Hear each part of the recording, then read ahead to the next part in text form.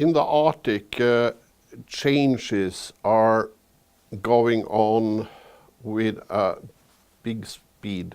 24 different ethnic groups of reindeer herders are living in the Arctic, and we are questioning, will the culture of reindeer husbandry survive this Arctic change? I'm Svein Mathiesen, and I'm professor at the Nefud University here in Yakutsk. I'm an expert on adaptation to change in the Arctic. What we see now in the Arctic, in the circumpolar Arctic, is huge changes. Not only climate changes, but also social, economic changes which affects reindeer husbandry. Those changes are driven by the global changes. We work with different perspectives of those changes in the circumpolar north. Reindeer herders affected by those changes lives in Norway, Sweden, Finland, and all the Russian Arctic, all the way from Murmansk to Chukotka.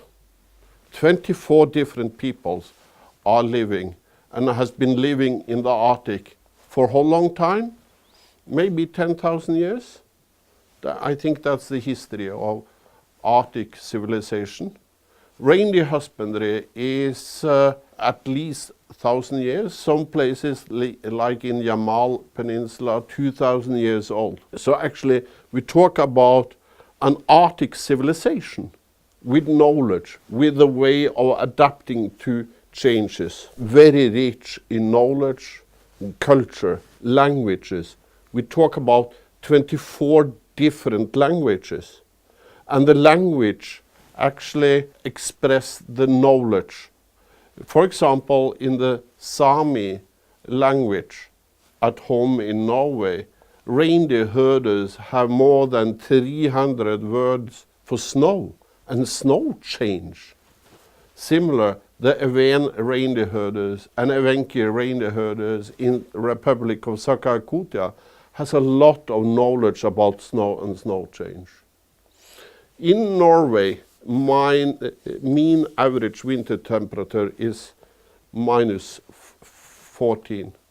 While in Sakha-Yakutia, the mean average temperature is -43. Mean average temperature in December, January and February. 43 degrees. I used to call Sakha-Yakutia the fourth pole. You have the North Pole, the South Pole, Himalaya, and then you have Sakha-Yakutia. So you actually, Sakha-Yakutia is the coldest place where actually you have a civilization, permanent civilization. That means the knowledge about climate, that cold climate, is very rich in Sakha-Yakutia. Here in Sakha-Yakutia, you have the reindeer herders, the indigenous reindeer herders, with their unique knowledge about the cold. You have the Evenki, Even, Yukagir, Chukchi and Dolgen people, all working with reindeer in the tundra, in the far north, and in the south of Sakha-Yakutia in the taiga, every day with the reindeer. We used to say that reindeer husbandry is an human-coupled ecosystem, even though it's in the tundra or actually it's in the taiga, you know. And that coupled system maintained the knowledge about the cold. Sakha-Yakutia is about 6 times the territory of France. 200,000 reindeer is living here. Climate change in Sakha-Yakutia will of course be different from where I'm coming from in Norway, in the Sami area. Climate change will affect the pastures in Norway quite severe, because in winter we get closer to 0 degrees. Why? Since I said the Sakha-Yakutia is the fourth pole, it's very cold in winter. Even 8 degrees increase in winter temperature will have minor influence in the middle of the winter. In northern Sakha-Yakutia, middle of Sakha-Yakutia in the south. But still, we see that the spring comes earlier. What is the problem of climate change in Sakha-Yakutia and reindeer husbandry? It's mainly early flooding, the melting of the snow. It's actually the forest fires. So flooding and forest fires is actually a big problem in Sakha-Yakutia. Not the increased temperature in the middle of the winter. And we know the problem about the wolf. The wolf is a huge problem for reindeer husbandry in Sakha-Yakutia. Taiga region in southern Sakha-Yakutia is maybe the most interesting topic for scientific discussion, because the taiga, some people say actually the taiga is disappearing. The people and the nature are disappearing. In China, Mongolia, Buryatia, Amur, southern Sakha-Yakutia. So we should be in particular concerned about the taiga and the people living in the taiga regions, and of course the reindeer husbandry. Those changes happening there is of global nature. Of course climate, but the global nature means industrial development, roads development, takes place all over the Arctic, also in Norway.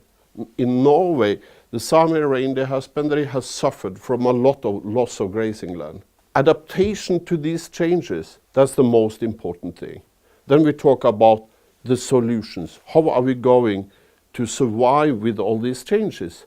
I'm very optimistic. I came here first time in 1990 to Sakha-Yakutia. It was Soviet Union then. I went to the Verkhoyansky Gora and I met very knowledge-rich people. I'm very optimistic because in the Sami society in Norway, in the Even and Evenki society in Sakha-Yakutia, there is a very deep knowledge about nature, about the biology, about the reindeer, about the traditional knowledge, we call it. And I believe that we could use that traditional knowledge to further develop the society. Yes, you will have people in northern Sakha-Yakutia, you will have people in the taiga regions in the future. But then we have to allow people to use their own knowledge. It's very rich and it's very good. You could use it for the nature management, like protected areas.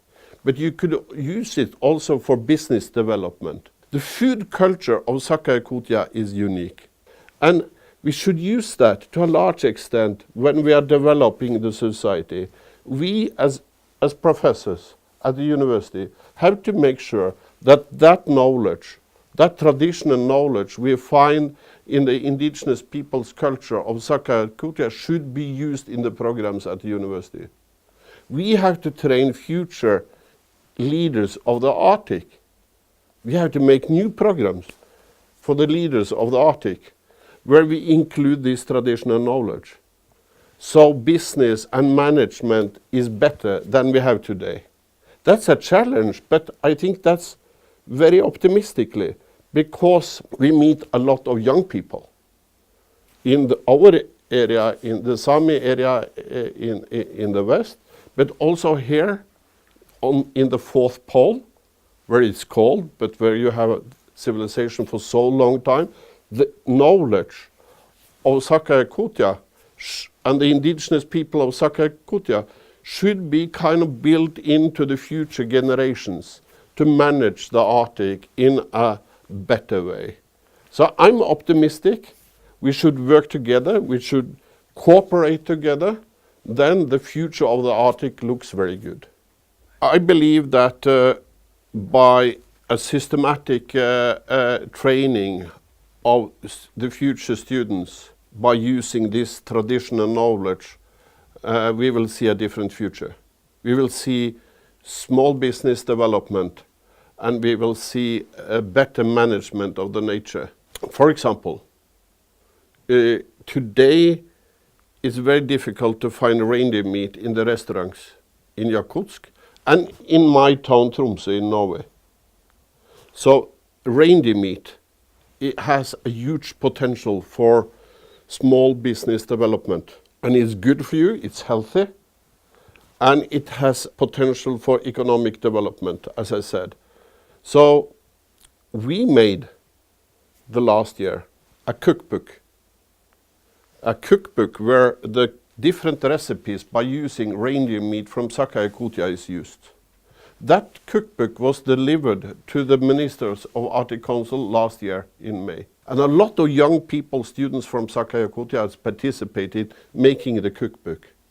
It's actually not an ordinary cookbook, but it's a cookbook about sustainability. How to adapt to the changes I'm talking about.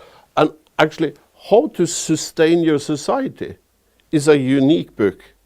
And I tell you, the book was nominated to the 4 prizes of the, we could call it the Oscars of the cookbook. And by May this year, we will know if our cookbook about the Arctic indigenous people's food culture will have a prize in the Gourmetman International Cookbook Prize in China. That's a new thing, that we are actually able to bring the knowledge of indigenous people of Sakha-Yakutia into the Arctic Council. Yes, we talk with the ministers of Arctic Council about it, and actually we are nominated for a cookbook, international cookbook. We will bring that even further. I hope, cross my fingers, that we will win one of the prizes. And then we have to say thank you for all those knowledge provided by Sakha-Yakutia. But there is one way further. There is one way further, that we think that the actually potential of the raw material, the reindeer meat, the fat, the bones, the head, could be much more utilized than it is today. It could be used for a business development in the small places in Sakha-Yakutia. We have to make sure that we use the adaptation knowledge, the old survival knowledge. We have to use the adaptation knowledge for the future development of the small societies. Yeah, and also the bigger societies, of course. We hope that those products from the regions of Sakha-Yakutia will be available also in Yakutsk. So the potentials are big, but we have to systematically work at the university level. We have to provide a good education for students from the first level and all the way up to PhD levels. This means a lot of fun.